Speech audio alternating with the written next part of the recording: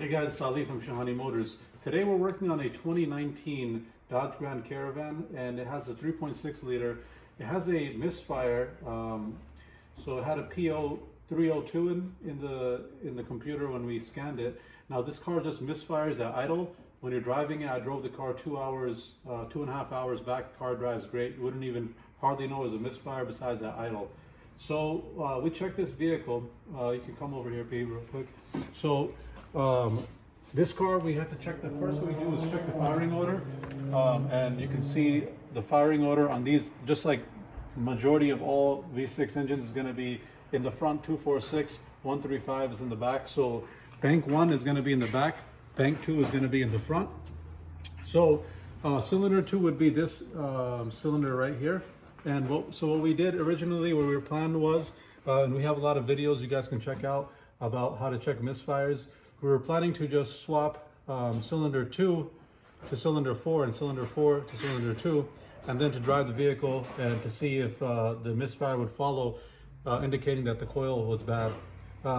Unfortunately, when we opened this car up, we've seen that somebody had already changed the ignition coil. So it had a newer ignition coil on number 2, and so we already knew that someone had already tried that.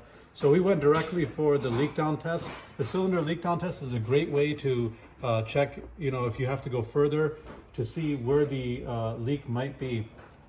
Now, the best case scenario is you just swap coils and you're done.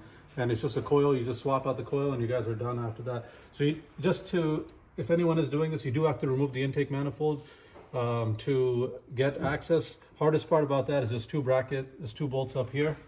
And then there is one bracket that's right here. You just have to let that go, and then you let the middle bolts go and the whole intake comes up. Then you have full access to the front. Now, as far as the leak down test, so this cylinder 2 that we have, you can come here, you can see how we have the socket and everything hooked up to the crank pulley. So we have to turn it to get to the compression stroke for each cylinder when you're checking it. So when we did that with cylinder 2, no matter how much we tried, we couldn't get this cylinder to seal, and it was actually leaking out the exhaust. So when we went to the back, I'll try to see if the footage, I don't know if the footage came out good, if you could hear it, but it was leaking directly. If you put your ear to the exhaust, you can hear the air was coming out of there. So that indicates that there's some issue internal in the cylinder head. Likely the seat of the exhaust, the exhaust valve, either exhaust valve is bad or the seat is bad on the exhaust valve inside of this cylinder. So just to show you guys the difference, we also did cylinder number 4 that's right next to it, and you can see that this is a cylinder that's going to be they're very close to each other. This is right within, you can see this actually it's a little bit loose, but this is acceptable, the difference here. The other one was completely off, so it was like 20/5, so that one is way too low.